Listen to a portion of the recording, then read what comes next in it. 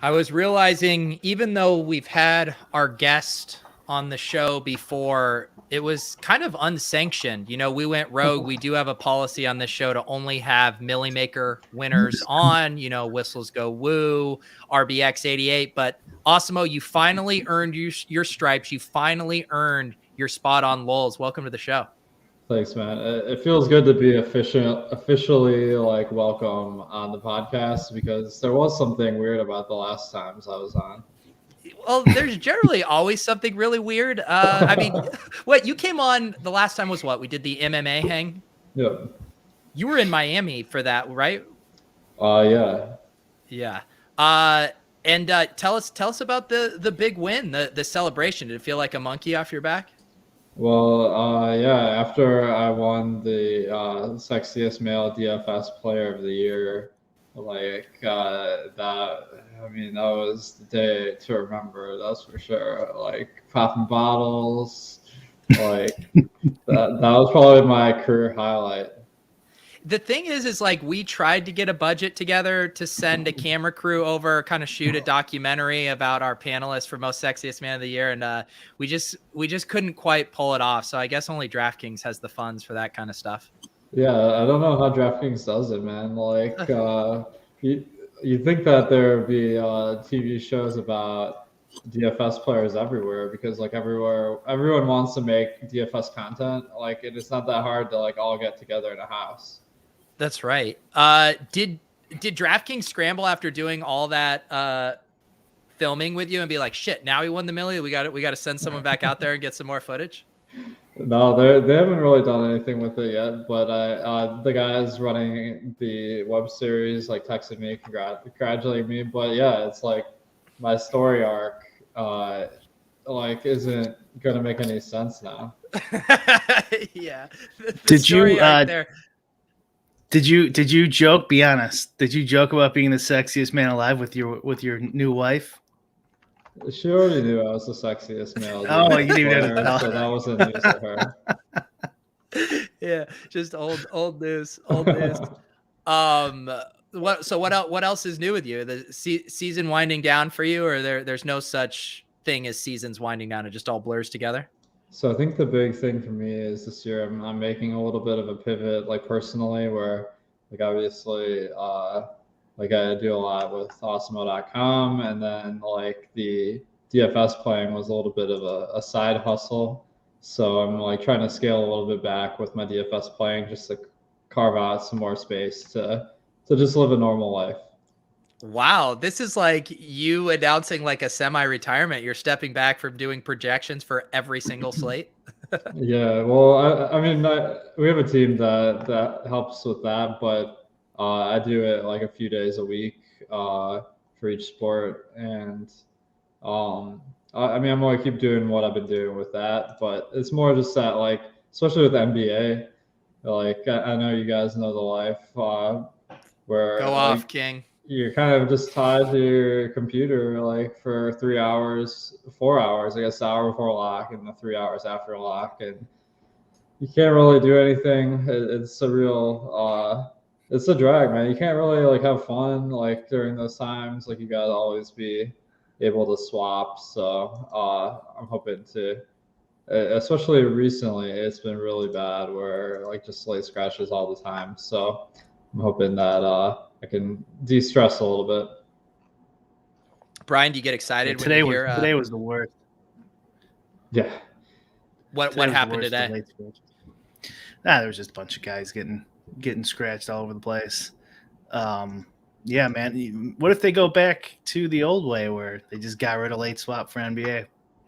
I mean, I love that. Like that was part of how I have a wife. Is I met her during the season where there was no late swap. I remember she said like there was this one date we had where um she was only free on like Sunday or something. So I was like, oh, I gotta make this work. It was like during the day. I was like, I can only hang out till 4 p.m. and it really threw her off that I was like so strict to my schedule, just like having to be like at home at a certain time and stuff. So like it would have been a lot harder if like every single night like you're on a date and then you're like, oh shit, like Norvell Pell is out. I got a late swap. Like just hang on for 5 minutes here. I was like, I was trying to schedule something for Saturday and they were asking my free time. And, I'm sitting here, I was the cash game king. So I haven't been in these showdown streets for a while. And I'm like, all right, well, I'm free except for from, 2:30 to 3:30 and before 7:30 to 8:30. Cause I was like, I got to get back in these showdown streets for the playoffs. So yeah, I mean, we're all used to, having to schedule around our super important DFS lock times. Definitely. Yeah. It can be a little bit of a grind. Brian, though, does that make you licking your chops when you hear Awesemo isn't going to be playing as much DFS?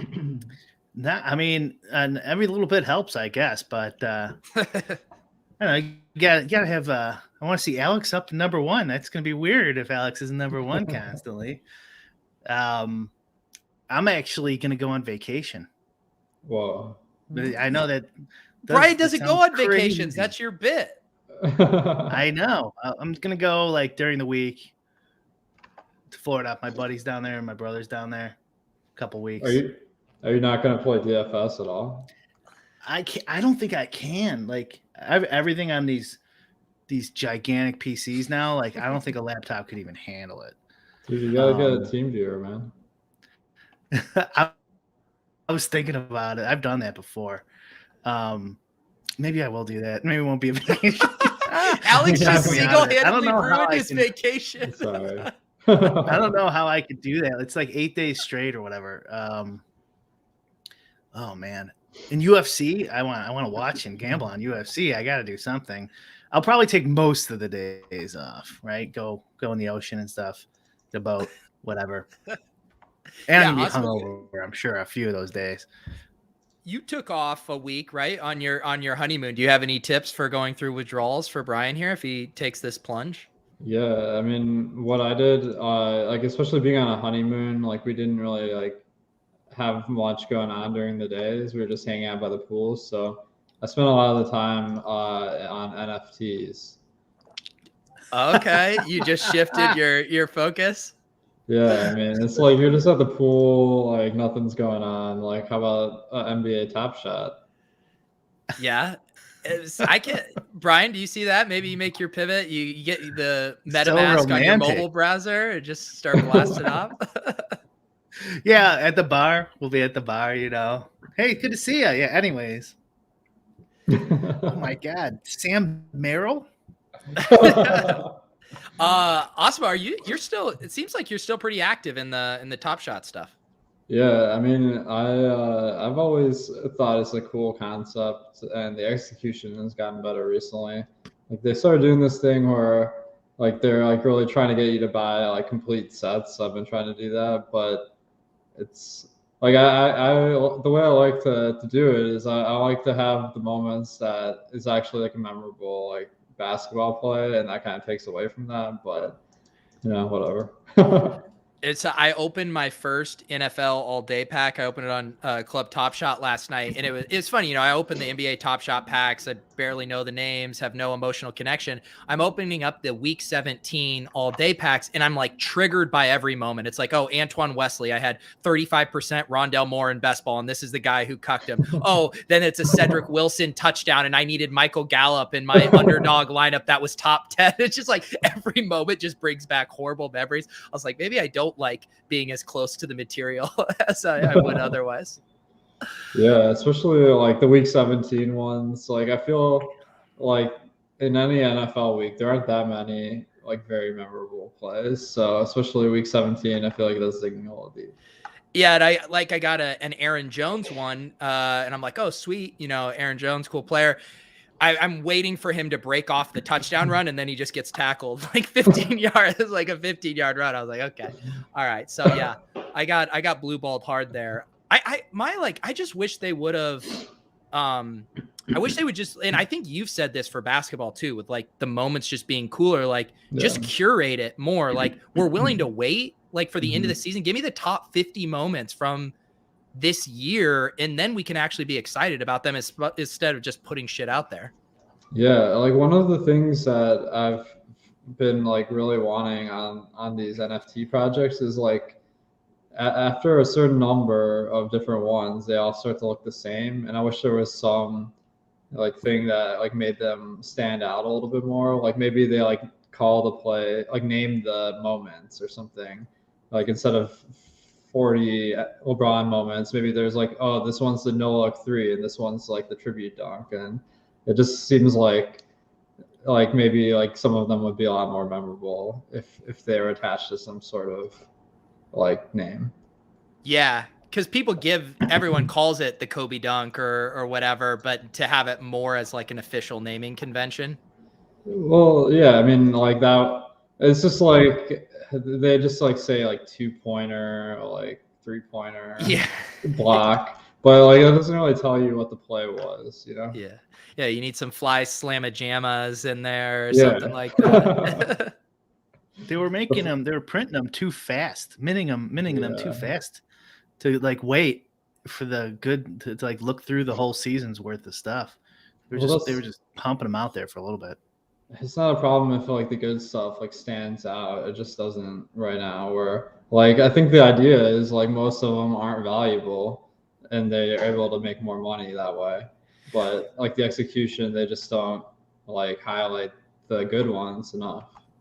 It'd also be cool if they did some stuff where, we think of, DFS players, like you take down, say, an NBA tournament and, previously you buy a jersey or something like that. But say there was the moment that sealed it for you, the rebound, the steal that put you over the top. And there was some kind of thing where you could actually request a moment. Like if you were able to then have that steal minted, because to you, that's the one that like sealed the GPP win, like some kind of requesting stuff, I think could be really cool too.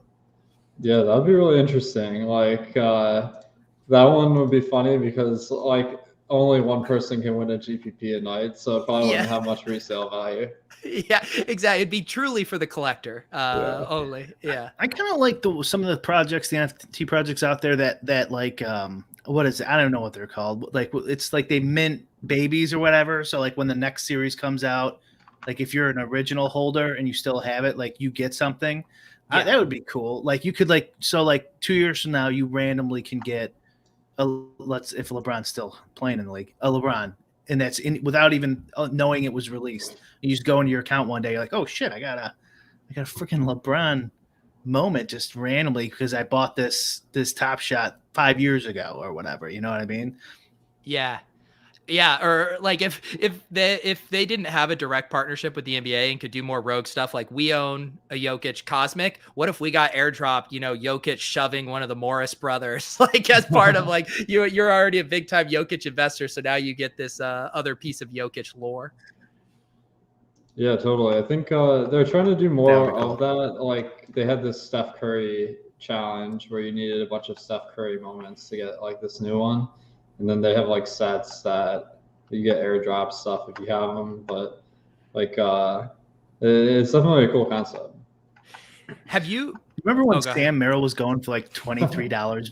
Yeah. Well, that moment, sorry, Brian, you're lagging a little bit, but that moment actually is really cool because the Milwaukee Bucks set a record for the most 3-pointers in a game. So it was like really funny because by the end of the game, the score was so many 3-pointers. It was like the end of the bench guy that set the record.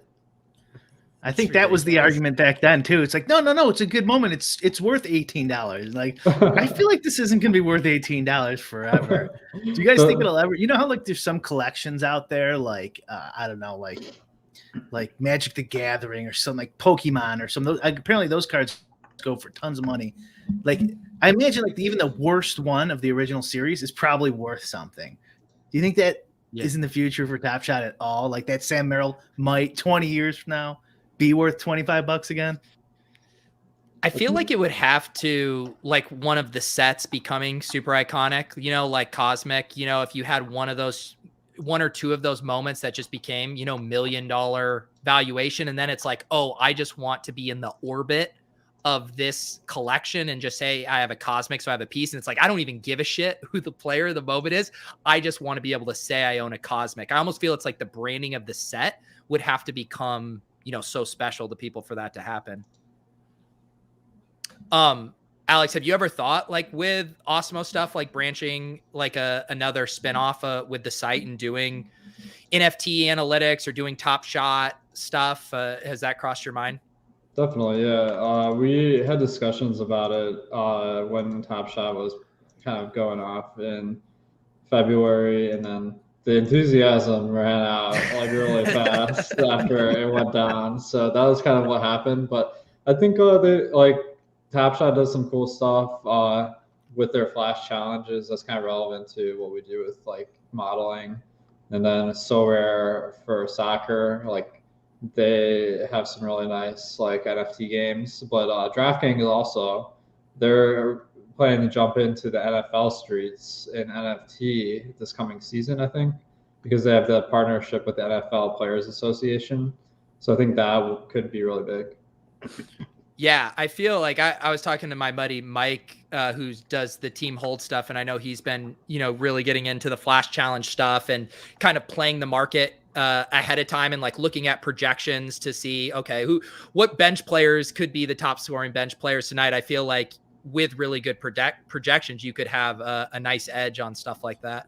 Yeah, totally. I mean, there was this one challenge where this Anthony Simons moment went from like $500 to like $3,000 because he was on top of the challenge, and there was like so few rares that he had for. So like the potential is there. Like I think like trying to flip for profit, I don't personally like want to do that much because it just seems like you're grifting a little bit. But I like the gamble side of it where you're like kind of gambling that these guys are going to win the challenge, and then you can get paid off or just go bust. Look at this guy with a heart of gold, doesn't want to be dumping on other people after securing these moments. You're too nice, Awesemo. Yeah, and you can see it in my account value. Or the amount, the account profit, I mean. Are you still you got a big bag you're holding still? Yeah, I got a big bag. That looked painful. We did on the award show last week. I'm sure you saw, you know, best Top Shot purchase. I did do some back of the napkin math and said you had 50 Luka Doncic Cool Cats. Yep. Was I over or under that? I think I had exactly 50. Yeah. And like, dude, that one's Seriously? so tilting because, okay, so like no one at the time wanted to do this LaMelo challenge, and then now LaMelo's worth like the $3,000 that I was kind of like expecting it would be. So I got totally hosed there. This was it was the Awesemo holiday gift here. Luka Doncic Cool Cats. Everyone gathers around. What are they worth? What are they worth right now? I haven't even looked at the marketplace in a while. That's a good question. Anyone know? Question. I know that the Jokic Cosmics aren't exactly flying off the shelves. I know that. Are we low ask or did we get undercut? We got undercut. So it looks like the Luka Cool Cat. Oh wow! So 870 I see as low ask. Yeah, that's like about what it was when the challenge ended. So like none of the LaMelos, the bottleneck. Yeah. So the thing that sucks is like they hyped up this moment so much, and then the like actual play was kind of like not that thrilling. So I think that was a big part of why the enthusiasm kind of ran out. Yeah, I feel like the LaMelo stuff, because of course his debut moment was the super weak assist with Gordon Hayward, and then I felt I have another. It was the LaMelo. It's the LaMelo like bowling full court pass was the badass LaMelo moment. The MGLE or whatever. Yes, yes. And I do have one of those. And I'm like, to me, that's quintessential LaMelo Ball. And sometimes, like when you get a valuable moment, I want it to be like quintessentially that player. Oh yeah, totally. Like that one was cool. Like, did you get an airdrop or did you have to buy it? I binked the airdrop in some kind of contest or whatever. I forget. Yeah, because those they didn't release them in packs. It was all airdrops. So that was pretty cool, but I didn't get one. Although I'm trying to see now where the Flores. Do you have to claim the airdrops? I didn't look at anything. I legit can't even remember how I got this one. It's been so long. Yeah, it's at 2,000 right now. But yeah, I feel like I was more bummed just that it's like, all right, you have your growing pains with Top Shot, but I just hoped that some of the moment stuff would have been smoothed out for NFL and given us really premium moments. But I don't know. Maybe we can keep our fingers crossed. Well, the weird thing about the NFL one is that they would have moments for these guys that were legendary, and it was guys that barely played this year. Like Jakeem Grant was one on the Bears, where this guy is probably like the 5th wide receiver on the team. Like, I don't know if Bears fans are like that big a fan of like the team that they're gonna want that, as opposed to like a weaker moment from like a more popular player. Yeah, I would have bought a Jakeem Grant right after that one showdown game. I think it was Packers Bears, and he had a pretty monster game. That's how they need to get you. They need to get us DFS players when we have an affinity for one of these guys helping us win money, and then we're ready to add it to the collection. Well, I always thought that you should be able to make an NFT of your lineup, and then well, actually no, I think my idea was you should be able to print out your lineup and get athletes to sign it or something.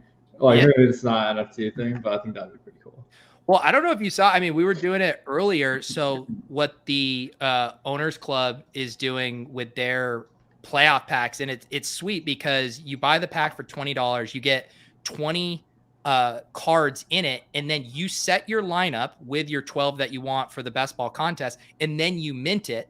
And so there's like 3 levels to it. There's like the pack lottery, you get to open it. Then there's the strategy of like setting your lineup up, figuring what correlations you want.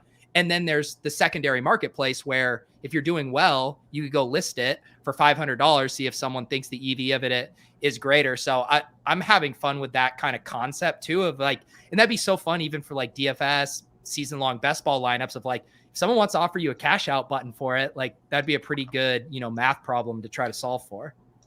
What about like a ring? You know how like you get a ring if you win a Super Bowl? So like you get whatever, an NFT of your winning lineup. And then when the guy goes broke, just like in real life with the rings, it goes on the market. They got to make some money back. You got to sell your Millie winner NFT they made. That would be heartbreaking. You go so busto that you have to sell your Millymaker ring. Yeah. You get like Mike Matisow's bracelet, you get like Alex Baker's Millie NFT. Alex is going to go broke. It's crazy when you like win one of these Millymakers, like you get part of it, like you get invited to like a special club and they send you gifts and stuff. Maybe I'm not supposed to talk about that. Oh yeah, no, I'm still. I think my DK rep is currently upset with me because I asked for a 400-man double up rake free contest and it didn't fill this weekend, so they had to eat a lot of cash game king overlay this week. Do they have like check boxes, like unchecked, allow wife to play an extra 150? After you get in this club, they're like, "Oh, I gotta uncheck this for you. Here, you're good now. You're good. 300." Well, the best perk is the super late swap, where you can swap after the game starts, up to 5 minutes after the game starts. Oh, Brian, this reminds me. Talk to us about your new the sports betting HUD that you rolled out today. Yeah, new in quotes. I've been working on it for a while, but like working with developers takes. Alex probably knows full well, although he's got in-house guys, but takes forever. And so like I felt like it was good enough for like to send a tweet out at least finally. And it's pretty simple. Just overlay stats. Like, I don't know about you guys, but I always was annoyed by like going in between. My tweet probably that needs to be updated too. My web guy's on different time zone than me though. If you go to my tweet, you probably see more accurate, up to date stuff.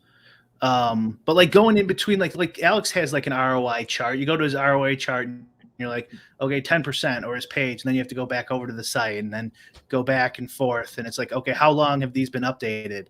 Like, was there, especially in the NBA, where we're just talking about all the injuries, and you can see here, like Alex updated 10 minutes there when I downloaded that. So like you could get it up there, you know, as fresh and easy to read. And no offense, Alex, but people do subscribe to more than one site, you know? So like some people like looking at other people's numbers and comparing those too. So I figured, I did it actually originally as the sexiest DFS male player. I'm well aware that people, they aren't committed. People are in non-monogamous aggregated relationships. Is that what you're saying? Awesemo? That's about the best way I've heard it put. Yeah. It was when I first started doing my own props, Pete. It was like annoying to even look at my own stuff, and I'm like, no one's gonna want to even use these because it's so annoying. And then you guys, everyone who used to play poker before it was shut down, there was these like stat HUDs where you could see like your opponent's stats and track their play and see their VPIP and blah, blah, blah. And I'm like, this should be something like this for sports betting. And like, props are beatable. All this information is really valuable. So it's not like some scammy, guy selling picks for 5 minutes before an NFL side tips off. You know what I mean? Where you can't possibly have an edge. So like, I don't know. It made sense to me. Yeah, I think it makes a ton of sense. And that is like one of the hardest things of like, you're looking at projections and then trying to go line by line, you're control Fing, trying to compare stuff. It definitely is difficult. Speaking of that also reminds me, did you guys see the stuff with the Draymond Green DraftKings props the other night? Did you see that? Yeah, I heard that FanDuel like paid them out, like, because okay, and then DraftKings was trying to argue that they shouldn't be liable for people who did these like single game parlays on all the unders or whatever, right? Yeah. Did you hear about this, Brian? I did, yeah, but keep going if you guys have more to say. Oh no, I was just gonna set it up and just see it. Yeah, because basically it was some people took all these Draymond Green unders because they knew he was just kind of ceremoniously starting because of Clay's return, but wasn't actually gonna play it all. And so they just sliced and diced it every way and was just were hitting these massive parlays. Yeah, it's interesting because I've seen a lot of people do these crazy parlays with like Sabonis under points, Sabonis under assists and rebounds, and then like you actually get crazy odds like 40-1 or something, and then if there's some injury or something, then you win big. So I've seen a bunch of people like posting on Twitter about stuff like that. And then there was this one where like they told you ahead of time, this is what was going to happen. So that was pretty cool that some guys took advantage of that opportunity. Of course, if it gets voided, like what can you expect? So, all right. Yeah, I heard some guys who had like legit 6-figure scores on that. And I'm like, I'd be willing to be banned from sports books for a quick 6-figure score there. But it did seem like they were trying to wiggle out of it at first, even though, I mean, as it was posted, they clearly should have been on the hook for it. Well, did DraftKings end up paying out? I'm pretty sure they did from what I saw. Okay, yeah. That's cool. I mean, like they probably didn't have to, but I assume that like the negative publicity is worse than just the amount they have to pay. It's hard too, because it's like, right? Like this is why people do prop bets and stuff like, right? You're trying to find an edge and then push it to the max. And then, the sports book is like, well, this is why we don't want to offer up all these crazy lines, is because we don't have the time to monitor it to the extent that it makes it worth it for us. And so that we get beat. Now we don't want to offer it. It's just like a bad cycle that I think it always ends up in. Yeah. I mean, yeah, like I think the sports books have a good point here, because like say, you're betting on like the winner of the MVP, right? And then there's a tweet from Schefter. Okay, like Jokic is the MVP, and then like a minute later you bet on Jokic to win MVP. Like that's not really like outsmarting the sports books.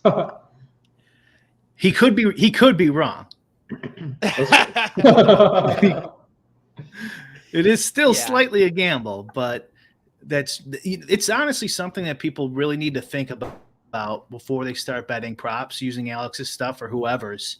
Is you kind of got to make a decision like how long you want to last, and then like make a game plan for it. Like if you watch Live Before Lock, Alex's Awesemo shows, someone gets ruled out, right? The first thing Laffy says or Greg says or whoever, they're like, oh, let's hit those props. Let's hit the overs on this guy, which is good. It's smart. It's plus EV, but like you're steam chasing and like that might put red flags on you. And I'm not saying they shouldn't say that. Like that's their job to say that, but I'm saying you as the bettor, you might want to like, I don't know, like maybe this isn't the spot. Like if you want to last longer and like, at least throw them a bone. Bet some sides and totals or MMA matches and stuff, like when you're going out with friends and watching it. I don't know. That's what I do.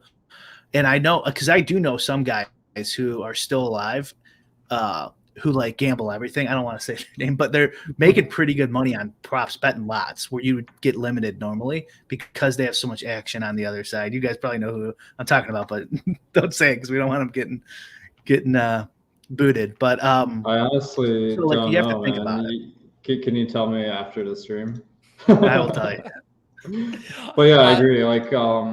Like betting like right after news breaks, it just seems like you're gonna get banned pretty quick because it's like really transparent what you're doing. But it is profitable, so it's kind of a give and take there. But I guess like the books don't even really care about that. They just care, are you winning or are you not? And then if you are beating the lines, then you get limited. So that's just how it goes right now. Yeah, I mean, but you can try stuff like maybe do like whatever, get a ratio down where you're like betting some regular bet for every good obvious bet you're doing. So then you can maybe get some steam in there occasionally, but like keep track of it. And then like it doesn't have to be the same site every time. So like if you're not betting on FanDuel, like then you don't need to bet. You don't need to screw with them. But like then if you only do FanDuel props all week or 3 weeks in a row, it's like you're just asking for it. Brian said he was going on vacation, but he's actually going to save his sportsbook accounts. He's just going to be blasting off drunk from the beach to really throw them off on the scent. It's actually a business trip, Brian. I'll write it off if I can. So what you're going to play a bunch of golf, I assume? No. Maybe we will play golf, but that wasn't the plan. Nah, just like get a boat day, just go to the bars. I know one of our other buddies is down there too. Probably hang out with him one night. How are you going to go to the bar, man? Are you going to bring your laptop there? This is a problem for me. I mean, TeamViewer is an option now. Now TeamViewer is an option. I don't trust my laptop. I want to see a photo of Brian like at some, Margaritaville bar with just like full-on monitors over there, wearing a Tommy Bahama shirt, just running The Sims. That's what I want. I have a USB to the playoff game. Like I take over the playoff TV at the bar. Sorry guys, I need a larger screen for this. Yeah. They're like, why am I watching The Matrix on the corner up here? So Brian's just running The Sims. He does it every time. You know what I'm doing this weekend? Ice fishing, Pete. Oh boy. Get out your gloves. You're probably going to be so bundled up. Okay. Have you ever ice fished in your life, Pete? Oh, man. Every day. I get up at 4 a.m., head down to the Charles River behind my house, and I get out there drilling holes in, seeing what kind of fucked up carp I can pull out of there. No, I haven't, Brian. Where are you going on? What is it, Lake Michigan? No, just the lake my house is on. Okay. Yeah, bought a tent, bought a nugger. Ready to go, ready to roll. I don't know. I'll probably last about 45 minutes. I'm like, all right. Are you going solo or with friends? Nah, one of my brothers is coming and one of our buddies. Do 3-man. What do you set? Mock Levin's coming? Do you set up like a tent? Like what's the kind of like camp out situation here? Yeah, you don't need one, but yeah, set up a tent. You can bring a heater, bring it in your tent if you want, but you don't have to have one. And like, if you really want to be lazy about it, you could just drill a hole and put one of these tip ups on there. It's just like got this automated. You just put a hook on it, and then when it catches the fish, it tips up a flag, and then you go out there and get it. There you go. I The feel like chat's this going is- wild for ice fishing here. This sounds like There we go. a cover story. You're not buying it? No, I don't buy this at all, man. Like this sounds so sketchy. Like, what kind of illegal activities are you getting into? Yeah, I'm going ice fishing. I'll post some pics on Twitter. You said Mark Levin was going to be there. Yeah, Mark Levin said he's going to bring his buddy. Says, don't worry about it. We'll take care of it. And like, how did you guys get all the fish? How does that happen? No, there's Brian, truthfully, he was feeling a little jealous getting left out of the Let's Go miniseries. And so he bootstrapped his own. It's him, Mark Levin, and the Chipotle Bros. They're going out there to ice fish and film it all. I mean, that would be good content. Honestly, it would be great content. I mean, there's a remarkable lack of ice fishing content on TV nowadays.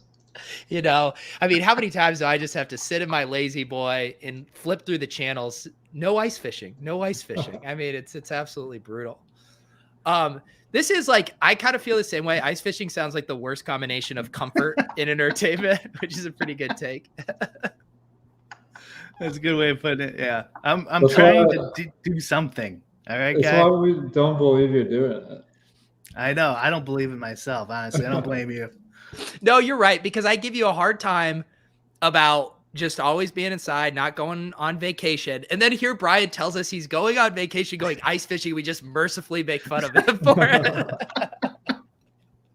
No, Brian, go. You're going to smell the roses. You get your hand in the dirt, get your hand in the ice. Well, we'll see how long I last. I'm going to try to do it Friday and then Saturday before the games.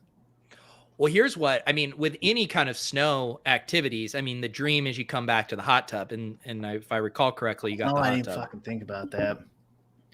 Yeah, I might have to do that. There you go. Ice fishing in the hot tub. Now that's a nice little day right there. I might actually just let those guys go fish, and I'll watch them from the hot tub. That's like kind of vicariously. That's kind of ice fishing. Did you catch anything? Make sure you're bundled up out there. Have you invited Alex to the lake house? I don't think I have, Alex. Have I? No, I need a girlfriend. I need a plus one at this point, I think. Brian's waiting so you can make it a proper double date, but you could just invite little bros day out on the lake. Yeah, you're more than welcome.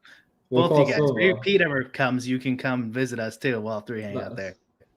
A little a 3-man. Yeah, I mean, talk about good content. The three of us in Brian's lake house for the weekend. We'll do I would love a to live come out stream from the hot tub, the three of us. Oh my god, I can't even imagine. I truly can't even imagine. Neil asking, fishing gloves necessary or do winter gloves suffice, Brian? This is the question. Uh-oh. I mean, Neil being in Minnesota should know better than any of us. Brian, we lost you. Did you hear my response? I might have broke up there. We did. You went blank right when we asked you the question. I said touching fish is gross. I'm wearing fish gloves. I feel like you'd need 2 layers, right? Like you'd need gloves for warmth, and then over them your little fish gloves so you don't get all scaled up. Yeah, it's gonna be tough, and you need to be able to crack open the beer somehow. That does seem like the best. I mean, the closest would got to that would probably be going to a Patriots tailgate when it was, like 15 degrees outside, and like just drinking enough alcohol until you forget that you're freezing cold is generally a pretty good strategy. Let's see. Neil says, I've been ice fishing once in my life, and my goal was just to not catch any fish so I wouldn't have to deal with them. There you go. No, we need Brian a photo with his, what fish are even out there when you're ice fishing? What kind of fish are you trying to get? Supposedly there's some real big ones in there. I haven't seen any, but they have the regular ones like bass and carp and bluegill, but they have some pike, and someone said there's sturgeon in there. I don't know if I believe that. I feel like you gotta feel bad for these fish because the water is probably pretty cold. So maybe you could get like a hot water bucket, like give them a little like hot tub experience and throw them back, right? Whoa, sturgeon! I just chlorine. Okay. I just Googled one of these sturgeons. I mean, Brian, if you pull one of these things out, you'll be a legend. It's a fucking dinosaur. That's not coming. This looks like some Loch Ness monster shit right here. Yeah. Yeah, they used to be everywhere in Michigan and around the lakes, and they were hunted for their caviar in like the early 1900s to almost extinction. So there's not a ton of them left. Holy shit, dude. Yeah. Look at this one. They get huge. This is like a slightly blurry photo here. This doesn't look real. Check this out. Are you fucking kidding me? Yeah, they get enormous. Brian, if you pull one of these out of the water, you'll go down as the greatest ice fishing DFS player of all time. Yeah. I gotta be top 10 already, and I haven't even went. That's incredible. Alex, the fish is bigger than Ben the Better. If you, Alex, took on like a hobby like this, a classic hobby, I don't know, painting figurines, model trains, what do you think you would do to occupy your time? So hobbies wise, like I've always been a pretty big video gamer, but that one's super lame. So my other one is ping pong. Because there's kind of a scene in Chicago where you can go to the bar and they have ping pong tables. I joined the league and met a few cool guys there, and we just play ping pong and drink beers and stuff. But the one thing, it was really heavily impacted by COVID, so the scene's kind of dead right now, but I'm hoping it picks back up. Now, when you meet normies and you're playing ping pong, at what point do you float the idea of gambling on the ping pong, and have you had that conversation? So it actually did happen, like in the filming of this video, Chasing the Goat, where they're like, we need to have you put a bunch of money on this game. And then like they pulled out these like 4 $100 bills, and they're just like on the ping pong table. And decorative $100 bills. Yeah.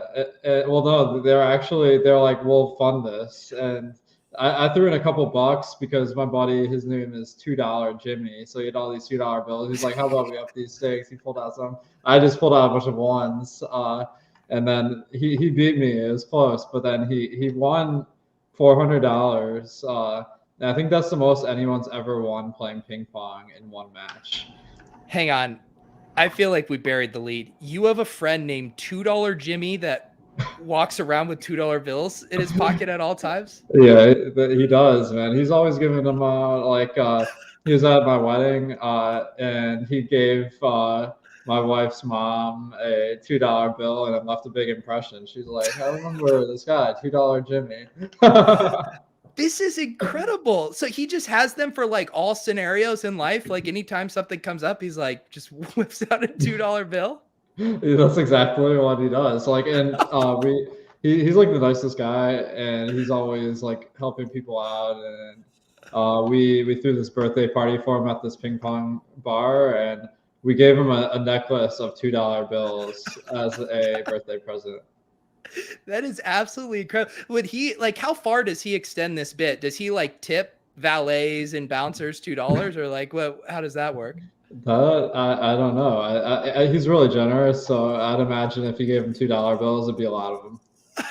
That's odd. Like, where can you even go to a bank and request $2 bills? Like, I don't even know how that process. I did it for making this necklace. I like had a fistful of them. That's incredible, man. Yeah. $2 Jimmy. Have you ever talked about him before? Is this kind of the first the world is learning about this individual? He's well known in the Chicago streets. Wow. Well, if he makes a DFS account, he knows what to pick. He actually does he bets a lot on sportsbook. That I was gonna say, I mean, just for like a gambler, like a gambling name, $2 Jimmy is just an absolute incredible name. The chat is absolutely loving $2 Jimmy. Neil wants to hear more. Lou saying he's the guy I better call Saul. I would not. Yeah, what if it's like Jimmy. actually really dark? You know, like $2 Jimmy. He was convicted of murder shortly after this. I would hope it was like the other way, that like he went El Busto and all he had was $2 left to his name, and then he ran it up to like a fortune, and now everyone calls him, $2 Jimmy. Oh, that would be, I like that. No, nobody really knows the full origin story of $2 Jimmy. So do you think is any of that going to make the cut for that ping pong scene? Does he get introduced to the viewers? Well, the thing is, like they scrapped a lot of the footage, so I don't know if it's gonna be in it. Like it sucked because like they wanted me to get together like a big crew to like hang out, and we played ping pong, and then we went and did karaoke, and it was actually a really fun night, and we stayed at the karaoke place like 2 a.m. It was like a Monday night or something crazy. And everyone just wanted to keep hanging out. It was amazing, but yeah, like it just didn't make the cut, I guess. So from what I understand, if they like make it a bigger series, they're saying that if shows get picked up, they usually just start from scratch and refilm everything. But I don't know. How many total hours would you say you were filmed for for this entire series? So they came out to Chicago for 2 days. So we filmed probably like it was a good amount each day, like 4 or 5 hours. And then like me and Whistles and Big T went out to Miami for 3 days. And then like most of the filming was over those 2 sessions. They also went out to Big T and Whistles' hometowns. So those 4 film sessions, and then they did a little bit at the final, but like not a ton. Nice. And do you think, like, would you ever have access to some of that footage? Like when you say, hey, it didn't make the final cut, but I'd love to post a clip of my buddy $2 Jimmy on Twitter. Like, would you ever be able to do that? Damn, I need to ask about that. Like maybe after episode 3 comes out, because I think that might be. They're going to make one more episode, and then they're going to make a 22-minute pilot. And I think that's going to be the final iteration of this. So maybe after that, I can try to figure out if there's anything good that didn't make it. The reason I asked too is because when or I should say Mans went and did the gambling Olympics, and they had a New York Magazine writer and a New York Times /magazine photographer come out and shoot the entire event. And Mans had gotten into the best shape of his life for this gambling Olympics week. I mean, I'm talking like it's never getting as good as it did then. And this guy just took pictures the whole weekend, and it was so good. The article never comes out. For whatever reason, they paid for these guys to go out, cover it.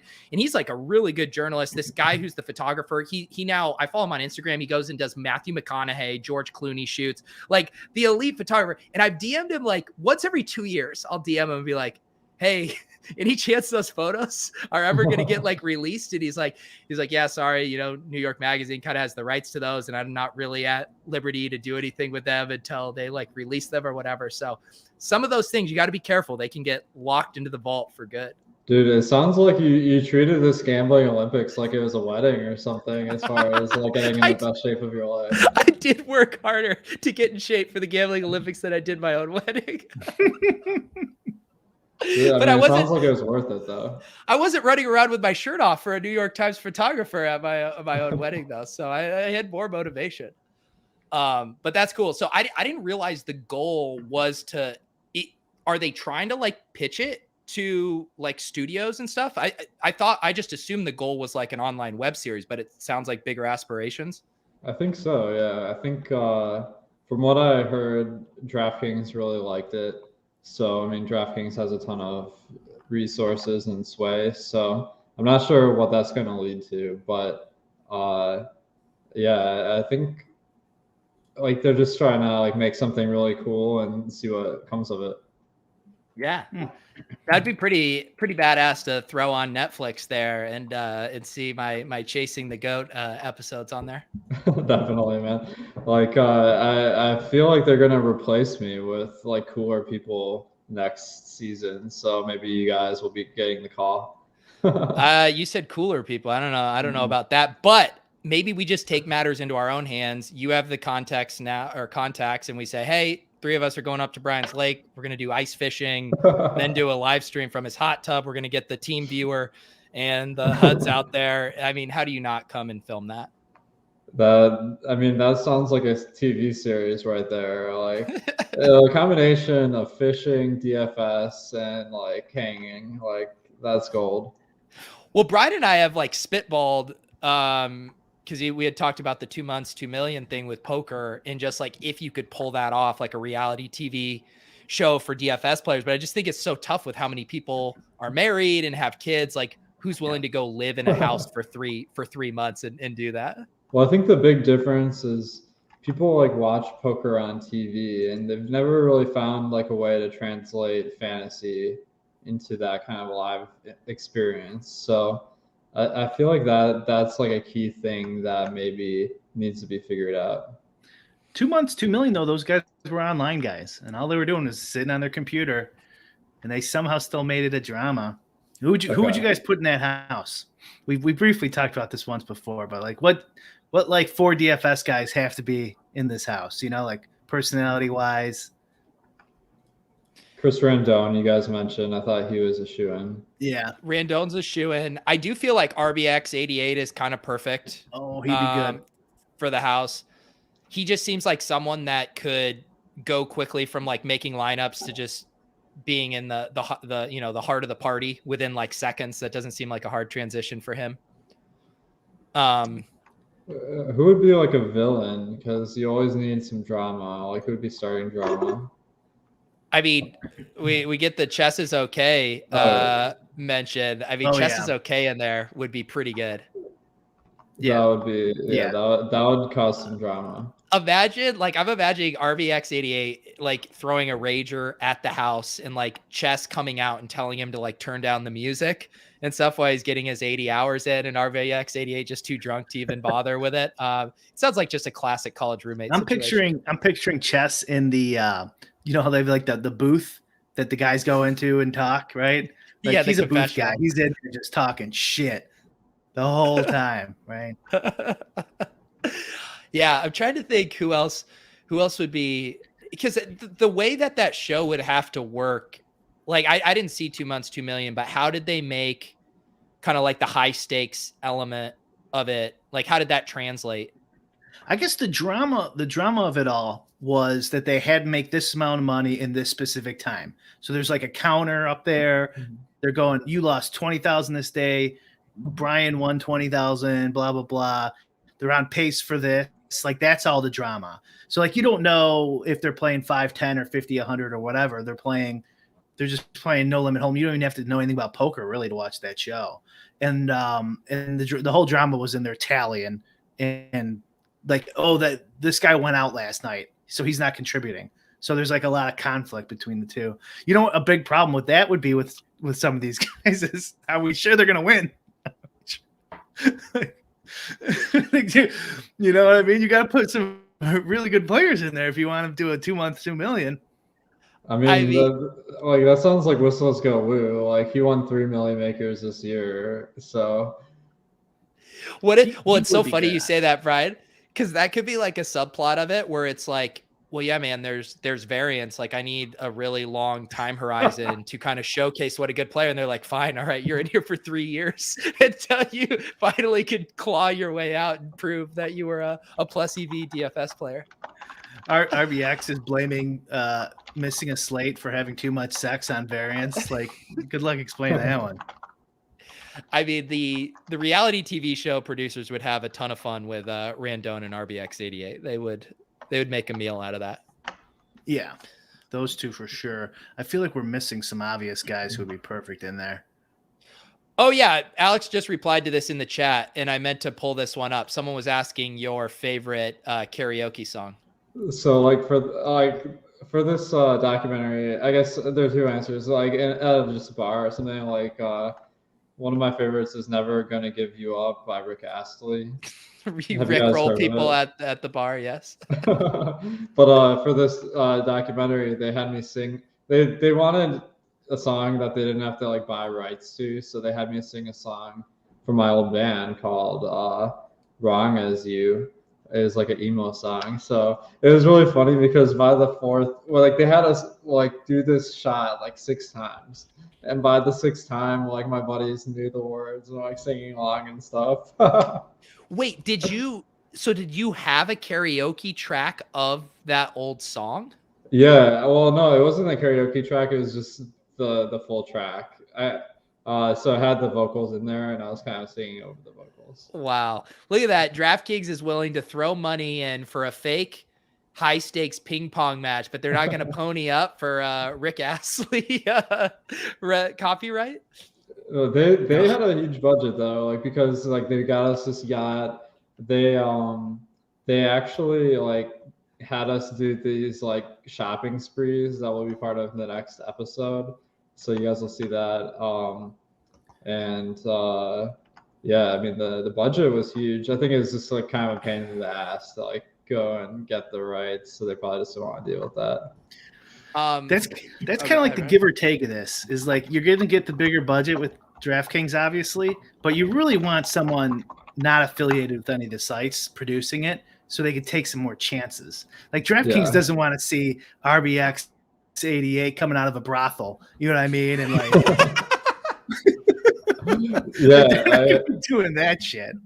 I think there was some like constraints that they're faced with because of that. Yeah, like because I think like they were very like focused on us all like hanging out and having a good time, and they're like cut of it. Where I feel like we were all like busting each other's balls and stuff, and that didn't really make it to the episode. So yeah, I think they were going for like just more of a less risk-taking approach for sure. Right. They don't want to like portray a toxic environment, you know, like everyone can play DFS. You really need someone like taking chances and making it fun. Yeah, I mean, like, what if you watched it and you're like, God, I didn't realize Alex was such a bully. Yes, that's what we really need is you with Big T just kind of giving him a noogie there in the headlock. God, I wish I could have come and helped produce that and just put you guys in a million. Like I would have had like the Big T, like, you know, walk downstairs in his bathrobe, but he's not wearing anything. So it's just completely pixelated. And he does the, you know, the yawn there. And you go, what, dude, come on, put on some clothes. I mean, we could have had a lot of fun with it. That would have been good. Yeah. Well, Alex, congratulations on, you know, winning a Millymaker, but more importantly, winning Lolz's Sexiest DFS Man of the Year. Thanks. Yeah, that was kind of out of left field. I think I got lucky because the real sexiest man or men in the DFS industry weren't part of the poll. But I'm going to accept it as like the official result, and thank you. I would say based on the engagement your acceptance tweet got, I mean, it seems pretty legit. I mean, I think people kind of understood that it was unquestioned. I mean, like, I have always wanted to be an Instagram model. So it's not only been like kind of a thing where I was like, oh, thank you guys like so much, but it actually like kind of inspired me to rekindle my Instagram Alex Baker influencer. So maybe I'll have to start posting some more modeling pics on there. What is this just your main account, or did you say you started another account? I wanted to start an influencer account. I see it here. And I started like, I was like, maybe I'll do these product pics. So like one of them, I did this like product demo of like eardrops. Well, I can't believe I didn't even notice that you followed me and I hadn't hit you with the follow back. My bad, dude. I wasn't gonna say anything, but I appreciate it. Look at this. Now this is my So, new favorite. I don't have an account here. Instagram account, otherwise I'd follow you. If you click that one on the very bottom right, that was kind of like the idea is like I was gonna tag these random brands and try to get them to like pump these up. Well, 3 likes. We're up to 4 now. You're well on your way, Alex.